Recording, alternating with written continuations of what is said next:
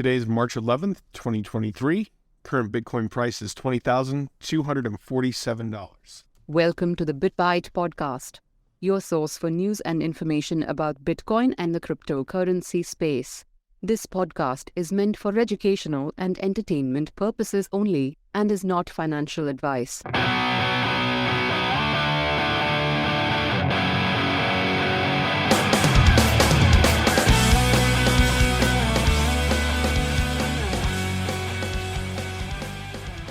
What's going on, Rick?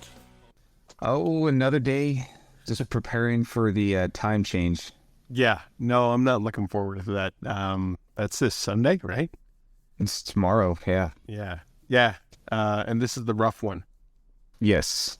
This is where we spring forward.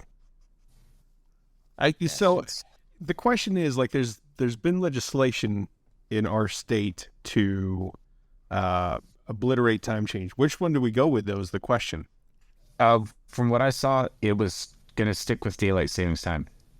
And I can never remember, which one are we in right now? We're not in daylight savings. We're in regular daylight time. Or just not daylight. We're just regular time. Okay. So the change tomorrow would be to daylight savings? Yes. And that's the one we'd stick with? Allegedly. And that's the same one that they use in Arizona, right? No. Actually, Arizona just stays on regular time. Oh, do they? Okay. Mm-hmm. So right now we're in the same time as Arizona, and then next week we change again. Yep, just tomorrow, yeah, we're totally different. Yeah.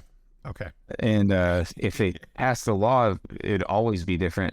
Yeah, permanently. Well, and then it's funny, too, because I think about that, like in the southeast corner of the state, right there along the Texas border, in the Permian Basin,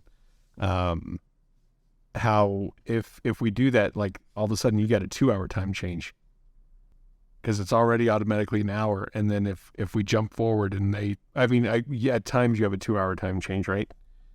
Somebody's trying to think. I'm thinking, I think it might be right. I don't know. My brain's not functioning this Saturday. Because as soon as you go into Texas, it might be California actually that we're totally off on. I don't know. Because if you go from New Mexico into Texas right now, you go into Central Time. So you get an hour jump. So if we do that change, like if you're supposed to be at work at 7 a.m., that would be 8 a.m. Texas time, which would all of a sudden become 9 a.m. Texas time.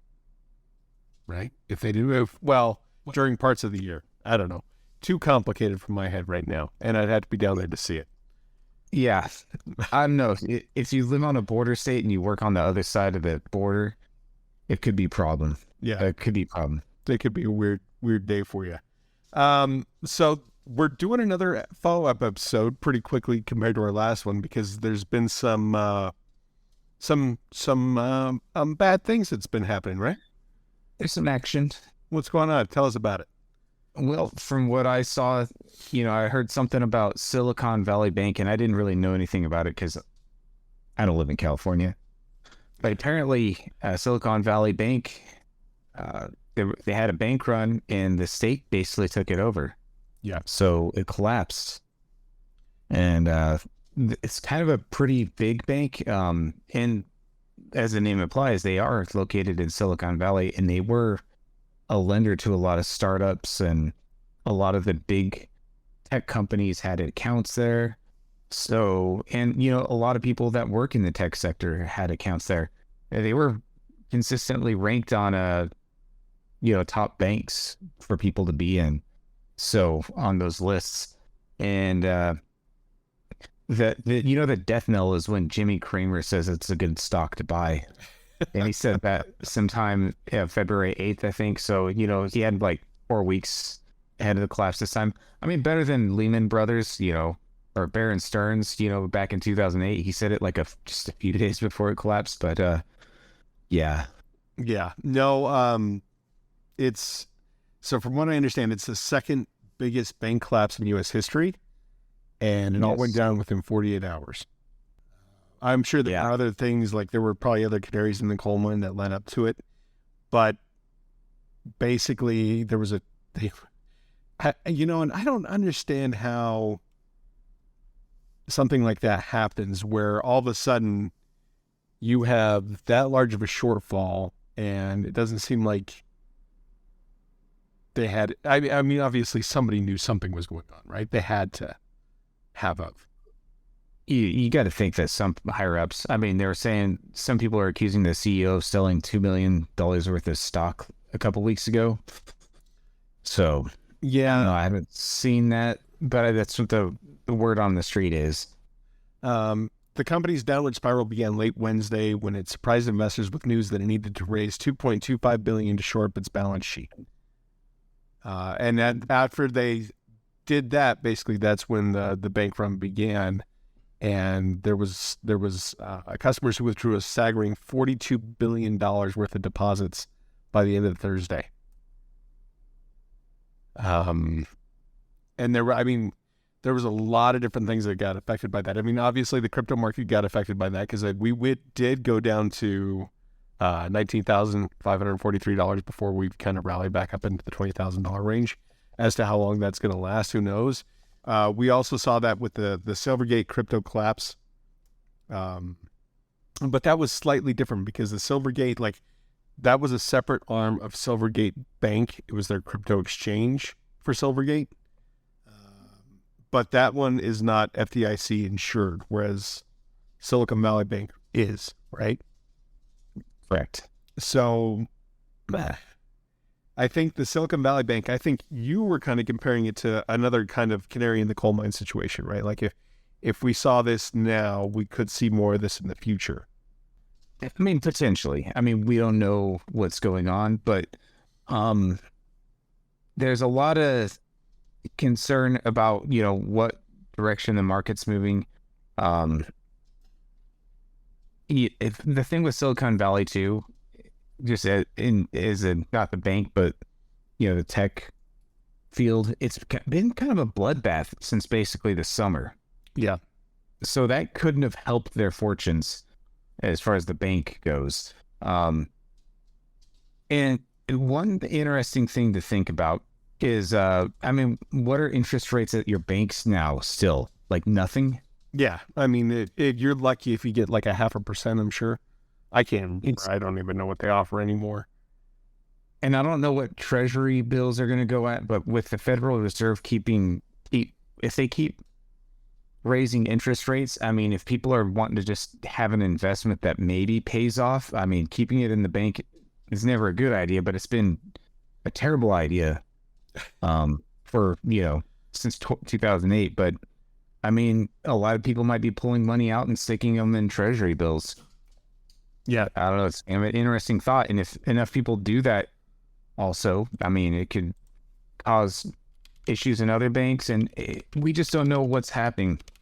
I mean, I saw a quote from Janet Yellen. She was in a closed-door meeting about this, and then she said, "I don't expect there to be a financial crisis in my lifetime." And I mean, that's the same person that said, the inflation will be transitory. So, yeah, I'm just starting to think that when it comes to these, the people in these positions, I don't think, sometimes you think they're just dumb, but I think they're liars. I just don't believe a dang word that comes out of their mouth. Yeah. And I mean, kind of going back to what you were saying about like a treasury yield, right? Like a 10-year treasury note right now currently is kind of operating at about 4%, which is much better than any bank will offer with like a savings account. And I mean, and that's traditional investors or traditional bank customers, right? Like, I mean, I'm talking about people like you and I, not some dude that already has millions and millions of dollars. Yeah. We're not talking about hedge funds here. Yeah. I mean, because I'm guessing, like, if you have enough money, you could probably go to a bank and negotiate what your terms would be, right? Just for them to hold on to your money and destroy it for you. And it's... Go ahead. Watch it evaporate. Yeah. Kind of like Silicon Valley. I mean, that's the thing. FDIC only insures up to $250,000. So. Yeah. Per deposit, or per account, basically.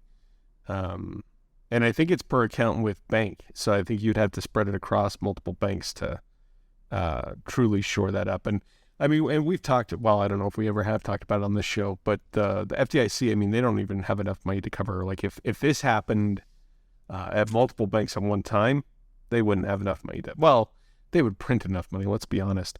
They could find the money on their money printer go burr, but no, we did talk about that actually. I think we mentioned that one of the earlier episodes this year, that the FDIC, I mean, if things really went haywire, kind of like the 1920s style depression, I mean, they really aren't going to be able to cover it. Yeah. So, and it's almost been 100 years since the depression. So, oh man, that fourth turning. Yeah, we just got to come back up and like just do it all over again, because apparently we didn't learn enough from the last time. Yep. Humanity is a species with amnesia. Yeah, we are. I don't know, and I mean, I don't want to, you know, and what happens, we've talked about this before too, like if we start to see these types of collapses happen more frequently, and God forbid it happens to one of our banks that we're in, but if this continues to happen, these types of things, you'll have to see the Fed start printing again. For sure. And that's scary, right? Yeah, I mean, you know, that's what kind of worries me is there other cracks in the financial system where the Federal Reserve has to intervene by printing money? Yeah. And then the other question is will they intervene? I mean, generally speaking, yes, I'd say they would, but the talk coming from the Fed is very hawkish. So, I mean, if they do start the printing, they're going to exacerbate the inflation to another level. So I don't know what options the Federal Reserve has. Every choice is bad. It's would you rather? Yeah. That's basically the question they ask themselves. It's a choose your own adventure with both options being shite. Exactly. Yeah, I don't know. I think I think the big thing on this is that we want to just make sure and kind of bring awareness to this, because the funny thing is when you mentioned this to me, like I had heard about Silvergate and their issue that they were having, but from what I understand, it was fairly well contained and it was separated from their regular bank to just their crypto exchange aspect of it. I had not heard about the Silicon Valley Bank, so it's that question of where is this a signal? Is this something that's going to continue to happen, or is it more under control? Is this a one-time thing? Was there I don't know the particulars in this case. However, that is terrifying. I mean, because if you see a fairly well-respected bank collapse, how many others are going to, follow suit here shortly? Yep. Especially if the contagion spreads. Yeah. Well, and then the other question I always go tinfoil cap on this, how much of this are going to blame on the crypto industry and like FTX and those types of things? Well, they won't blame it on themselves or the dollar. So no, they'll blame it on a financial crisis. I mean, and that's the big thing. They're going to blame it on a financial crisis from something else, right? And I don't know. I saw something the other day, and I don't know how true it is or not, and I need to do some research on it. But they were talking about Biden wants to charge Bitcoin mining in the United States. They want to charge them a 30% tax rate for their electricity use. Yeah, I saw something about that too. Which, it's not banning mining in the States, but, he's like, well, this is going to prevent us from our clean future that we want. Well, what do your electric cars do? So I don't know. Like, I mean, and the sad thing is most of the populace will go along with something like that, with that narrative, right? Saying that Bitcoin does nothing good, the mining costs are exorbitant because of the electricity, and how it's just harmful to the environment. I thought we were done with that whole charade because, I mean, typically miners go for cheap renewable types of energy. Like they want it the cheapest that they can. In the United States, I mean, if you can get it cheap and it's renewable, like usually you're getting it from a hydropower dam, something like that, it's great to have, or it's flare gas, those types of things. So, I just the narrative in the United States is, and I really don't know. I don't know how to gauge the intelligence of the population. I don't know where we're at with that. Yeah, same here. Though over the past few years, whatever my gauge is on the field of the general knowledge and understanding of what's going on, take what you think it's at and drop it down another couple levels, and you're probably getting closer. Jesus, man, you scare me. Yeah. I'm going to open the show and just call myself Dr. Doom. Dr. Doom. Yeah, I feel like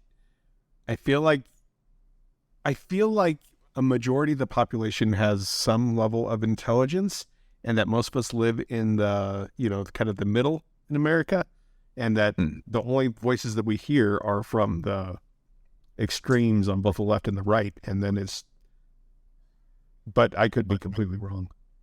Well, honestly, I think and a lot of people a majority of people don't pay attention to the news anymore, like, big media. But if you're going to listen to the most extremists, you listen to just the mainstream media anymore about everything. It's pretty crazy. I don't know. Our country is very divided. I don't think there are sane voices anymore, at least hardly anybody with platforms, I guess. Yeah. But, one thing I will say, I've been kind of my Dr. Doom kick lately, but in 2008, a whole bunch of people, they blamed it on a whole bunch of other things. And nobody blamed the financial collapse or the financial crisis on the Federal Reserve or the insane interest rates or the government lowering restrictions on borrowing and all this other crap. And, if something happens this year, and when somebody said, who could have saw this coming? I was like, well, the Bit Bite podcast did. Yeah. Yeah. Well, and it's something you've kind of, you've championed for a long time. And not that I don't know if champion's the right word for it, but it's something that you've seen on the radar for a long time. And I don't think any of us have been, I don't think any of your circle has been unaware. I think we always want to hopefully see brighter future. We don't want to go through the hell that's supposed to follow from that.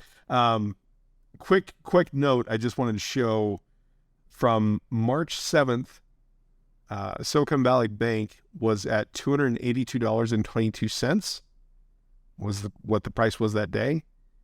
Is that the share? Yeah. Today it is now trading for, as of Friday, it's trading for $35. So that's a huge reduction in just a matter of 2 days, 3 days. Basically overnight. Yeah. Yeah, because it really did. It went from looks like on the 8th, it was at 268, which is, fairly $20 change, right? 10%. It's still pretty drastic for traditional finance. And then all of a sudden, just like if you look at that tidal wave, we've seen charts like that before. In the crypto space, you're not terrified by charts like that, but that's still that's a huge reduction. That's like a 75% drop. So, yeah. Anyways, this was just kind of an impromptu special kind of edition. We wanted to bring you guys about this and kind of give you our thoughts on what's going on with this. Rick brought it up in the last episode. How low will Bitcoin go if this types of things happen? That's anybody's guessing game. It depends on if this is a singular type of event, which typically bank collapses are not, which is the terrifying part of it. We'll have to kind of see how that plays out. But, we've seen a lot of financial emergencies coming out from the global economy. And if this is the first time we've seen a bank collapse in the United States since 2008, essentially, we'll have to see where this plays out. Just kind of keep informed. And unless there was some sort of inside deal that somebody robbed something from somewhere or something like that. This could be like Rick has said, a canary in the coal mine, and repercussions could be felt for a while. So we'll have to kind of play this out and see how it goes. That's right. Do you have anything else you wanted to bring up? Well, the only other thing, the true protection from your bank account just dying is having your crypto in cold storage. Yeah. No, and that's, and something that I've been thinking about that we may want to do too, like we've talked about developing an educational series. The other thing I've been thinking about, and I know it's kind of morbid, is like if we pass, unfortunately, right, like in a timely way, maybe coming up with instructions or educating spouses on how to access the crypto if we're gone.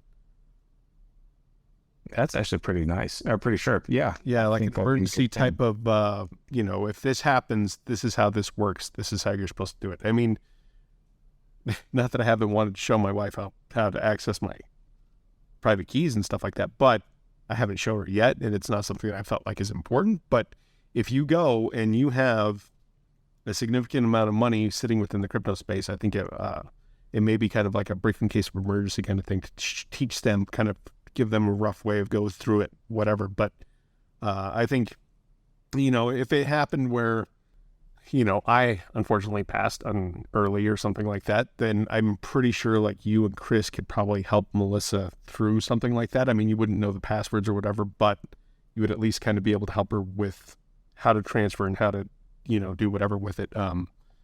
But I just think of that for like longevity's sake. Like if something untimely happens to any one of us, I think that may be good. And I think we're probably not the only ones that are doing that. Like I'm sure there's a lot of other people that probably need to do something like that as well. So maybe some sort of a course like that may be beneficial. So absolutely. Or even just a handout or, a guide. Yeah, like a job aid type thing, right? Like this is this, and this. This is how this works kind of thing. So anyways, not to be morbid, but I wanted to bring that up. So yeah, that's all I've got. And yeah, do not keep your crypto on exchanges, because once you do, I mean, you can have a little bit on there, like if you need to transfer some money back and forth or you're doing some trades, whatever, but as soon as you're done with that, get it back off. Do your self-custody. I know it's a lot of responsibility, but let's be honest, that's why you're in this space. So, all right. Preach it, brother Hans. Yeah. Thank you all for listening. Thank you. We'll talk to you soon. Bye.